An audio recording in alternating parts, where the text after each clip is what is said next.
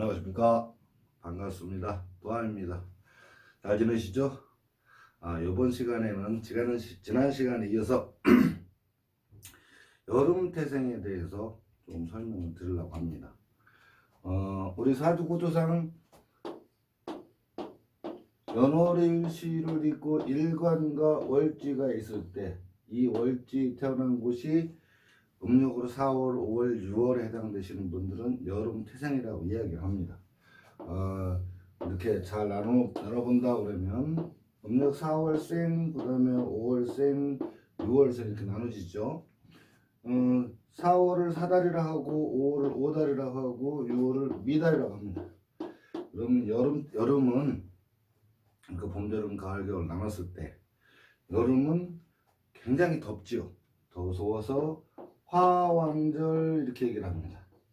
화왕절이므로 화가 굉장히 많겠죠. 우리가 인의예지를 따졌을 적에는 예절이라는 것을 예로 따집니다. 인의예지인데 예를 따집니다. 그래서 여름대생들은 화왕절이라는 것을 중점으로 둬서 지난 시간처럼 농사법을 한번 비교를 해 보겠습니다. 우선 농사법으로 따졌을 때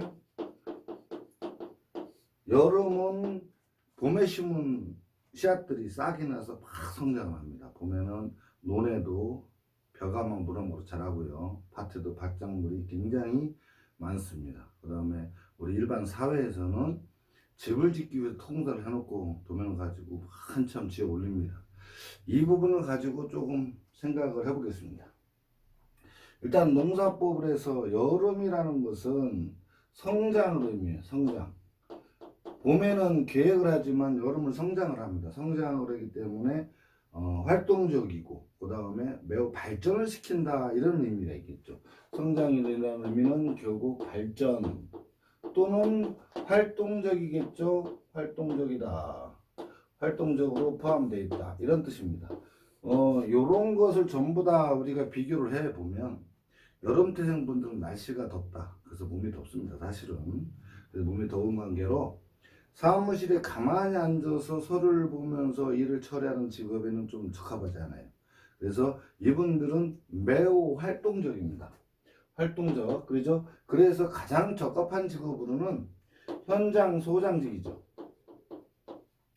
현장 소장직이 가장 적합합니다. 현장 소장직이라는 것은 어느 개개인들의 주특기, 기술의 부적인 부분을 자세히 알고 있기 때문에 어떤 분은 데려다가 토공사를 하고 토파기를 하고 어떤 사람은 공구레트 시키고 어떤 사람은 매장, 어떤 사람은 골조, 그 다음에 외장, 용접, 배관, 설비, 기죠. 이런 분들을 전부 다 데려다가 어느 하나를 계획되는 것을 완성시켜 나가는 이런 단계입니다.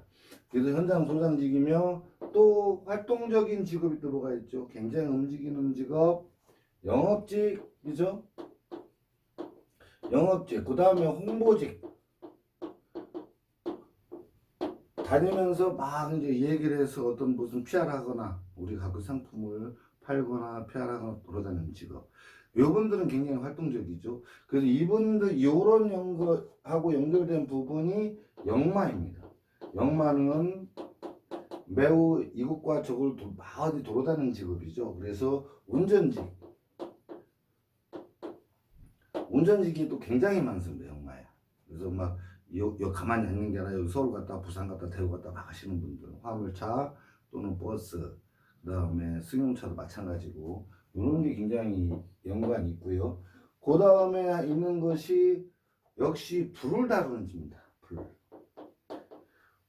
불을 다루는 직업은 굉장히 많지요. 우선은 가장 큰 것이 우리가 제철소에서 쇠를 녹이는 직업. 그러므로 어떤 철을 다룹니다. 철을 다루는데 철을 다룰 때에 하는 것이 여러 가지가 있습니다. 현장에 가면 활동적인 그 용접하시는 분들도 이 불을 갖고 다루는 직업. 그 다음에 식당에서 숯불을 피워서 음식을 조리하게끔 만드는 이런 거. 그 다음에 소방직도 마찬가지겠죠. 소방도 마찬가지고 또 예를 들어서 고물상에서 철을 들으면 불로 지져서 분해를 하는 거 이런 직업 같은 경우. 그러니까 불로 다룰 수 있는 직업이 우리 사회에 보면은 알게 모르게 굉장히 많습니다. 그러니까 결국은 불을 가지고 쇠를 갖다가 어떤 모양을 바꾸거나 새로 만들거나 굽기를 하거나 도자기 마찬가지고 이런 부분들의 불을 다루는 직업을 철을 다루는 직업 쪽에도 굉장히 많이 있습니다. 그래서 화라는 것은 가만히 있다는 것보다도 계속 비산, 날빛 자리에서 흩어지 산이 좀 날라서 흩어지기 때문에 가만히 있는 것보다 활동가에 답습니다. 물론 여행하시는 분들이라든가 그 다음에 가이드 하시는 분들 이런 분들도 여기에 해당되겠죠. 자, 그 다음에 불이라는 것은 불로 철을 다루는 직업도 있지만 불이라는 것은 우리가 얘기할 적에 전기, 전자, 통신도 해당됩니다. 아까 여기에서 역마를 다뤘는데 이 역마, 예전에는 역마라는 것이 옛날에는 역마라는 것이 뭐를 다뤘냐면 말을 타고 타발마 역할을 한 거죠. 지방에 있는 소식, 먼 곳에 있는 것을 말을 타고 열심히 달려서 승전보라든가 외국이 쳐들어왔다든가 외국에서 또 쳐들어왔다든가 나라에 어떤 우환이 생기거나 질병이 생기거나 어떤 좋은 일이 있거나 나쁜 일이 있거나 빨리 조정을 알리기 위해서는 그 말을 타고 계속 이렇게 바꿔가면서 말을 바꿔가면서 소식을 전하는 이런 역할이었습니다. 그렇지만 요즘은 그런 게 없죠. 그럼 요즘은 어디에 해당됩니까? 요즘은 이것이 바로 통신입니다. 통신. 통신에 해당되므로 방송에 해당되겠죠. 방송, 인터넷, 그죠? 통신과 연결되고 방송, 인터넷과도 연결이 됩니다. 지금은 빨리 소식, 여기서 일어나는 지구 반대편에 일어나는 소식도 바로 인터넷 뉴스를 통해서 우리나라에 전해지기도 하고 이러죠. 우리나라 것도 외국 나가긴 하지만 이런 부분들이 그러니까 불, 전기와 전자에 관계된 거. 물론 우리 가전제품 모든 제품들도 전기하고 연결돼 보니 굉장히 많죠. 하다못해 냉장고도 그렇고 기타 등등 뭐 텔레비전이 뭐 말할 것도 없고요. 이런 부분들이 방송과 연결된 것이 바로 불과 연결된 것입니다. 그러니까 그렇게 되면 어둠을 밝혀주는 쪽으로 가겠죠. 그죠? 불을 사용하니까. 그래서 이 예절이라고 하는 것은 여름 태생분들은 이 예의를 엄청 따집니다. 예의를 따지는데 이 불이 환하게 비쳤다는 것은 어두운 구석을 싫어한다는 의미에 해당됩니다. 어두운 구석을 싫어한다는 것은 거짓말 하는 걸 굉장히 싫어해요. 거짓말을 내가 하는 것도 싫고요. 듣는 것도 싫어합니다. 그래서 거짓말에 대한 부분에 대한 인상 찌푸리기도 하고 막 그분은 바로 따끔하게 지적도 하기도 합니다. 또 이 거짓말과 예의에 대한 부분이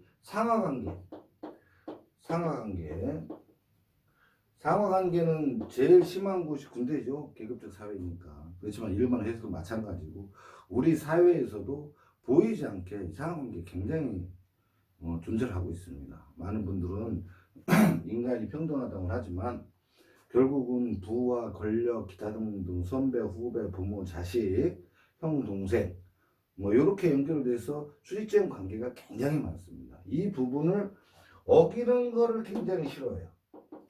상하관계에서 이걸 예를 지켜줘야 됩니다. 그러니까 선배한테는 얘가 깍듯이 하고 후배한테는 또 이렇게 잘 따뜻하게 대해주는 이런 관계. 요거에서 그 관계를 어기는 일이 발생을 하면 하극상이라고 그러죠. 발생을 하면 그분은 굉장히 화를 냅니다. 그리고 어떤 해야 될 거를 안 하는 거, 그죠?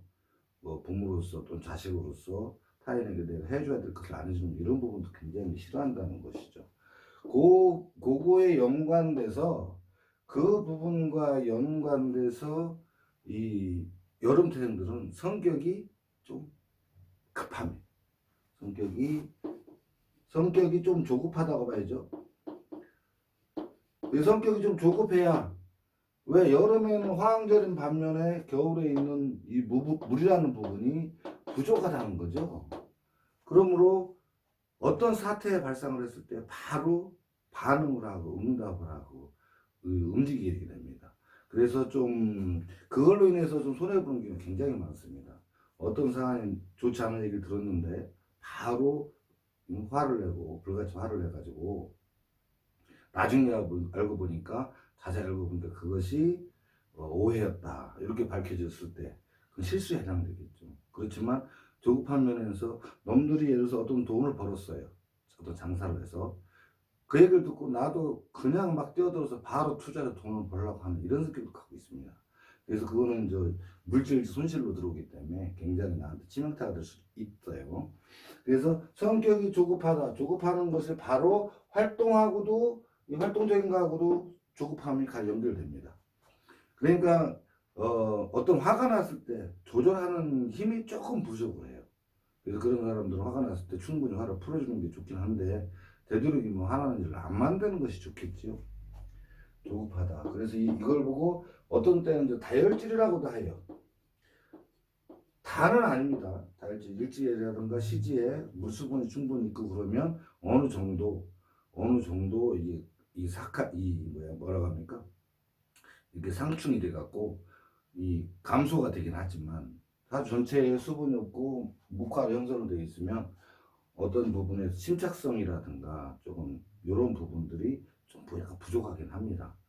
그래서 그럴 때는 아무래도 한두 번 정도 다시 한번 생각을 하고 그 다음에 좀 참아보기도 하고 이렇게 해보는 것도 성격적으로 좀 보완하는 것이 좋겠죠. 요런 부분으로 인해서 화왕절에 태어난 사람 여름태생들은 가장 잘하는 것은 지난번에도 무왕절들은 잘하는 것이 시작이라고 그랬죠. 여름태생들은 어떤 무리들 내지는 어떤 일 어떤 모든 것을 이끌고 끌고 가는 데는 아주 탁월한 재능을 가졌습니다. 그러니까 직장에서도 사무직보다는 현장직, 그죠? 그 다음에 뭐 생산직이라든가 활동적인 거, 그 다음에 이동직이라든가 유통 이런 관계에 굉장히 좀 탁월한 재능을 갖고 있습니다. 그러니까 가만히 앉아서 답답해하지 마시고 조금 활동적인 쪽으로 찾아보는 것도 괜찮습니다. 근데 좀 조심해야 될 거는 대인관계에서 조금 대화를 한다거나 어떤 일자리에서 조금만 심사숙고를 해서 생각하고 심사숙고해서 움직이는 것이 좋은 현상이라고 생각을 합니다. 그거 하다 보면 나중에는 결국은 이제 성격이 많이 고쳐지기도 합니다. 그런데 운동선수라든가 활동가라든가 방송하는 사람들 이런 분들은 막 움직이는 게 가장 현명한 방법입니다. 운동하는 선수 순간 찰나이기 때문에 순간적으로 반응을 해야 될 시기에는 그 생각을 자시고 할 것도 없죠. 이런 분들이 있기 때문에 운동선수에도 여름태생들이 굉장히 활동적인 건 굉장히 좋습니다. 그렇죠. 운동선수도 포함되겠죠. 운동선수. 물론 예능, 재능 쪽에도 굉장히 좀 탁월합니다. 대신에 지구력은 부족해요. 하루 종일이라거나 일주일 내내라든가 한 달 내내 이렇게 가만히 앉아서 하나에 집중하기는 조금 어렵습니다. 그러니까 단발적으로 여러 개 여기서 잠깐 몇 시간 끝내고 움직여서 또 여기서 몇 시간 끝내고 움직여서 또 몇 시간 끝내고 이런 직업적인 적성을 활용하는 직업이라면 굉장히 좋겠죠. 이런 부분을 활성화시켜서 예를 들어서 뭐 전기 고치고 저기 가서 또 한다거나 또는 자동차 정비 같은 것도 물론 이 같은 거를 빨리 고쳐내고 또 다른 걸 한다든가 어떤 이런 부분의 파트에서 직업적인 적성을 찾는다면 굉장히 좋은 어떤 그 적성을 발휘할 수 있습니다. 그리고 물이 부족하니까 아무래도 인내심을 조금 여러 가지로 길러주시는 것이 가장 현명한 방법이라고 생각합니다. 오늘은 여기까지 하고요. 다음에는 이제 가을 태생. 가을은 아무래도 이제 가을 거지니까 수학이겠죠. 여러분들은 또 각자의 특징이 다 있습니다. 그러니까 그 부분에 대해서 자세하게 설명을 드리겠습니다. 오늘은 여기까지 하겠습니다. 감사합니다.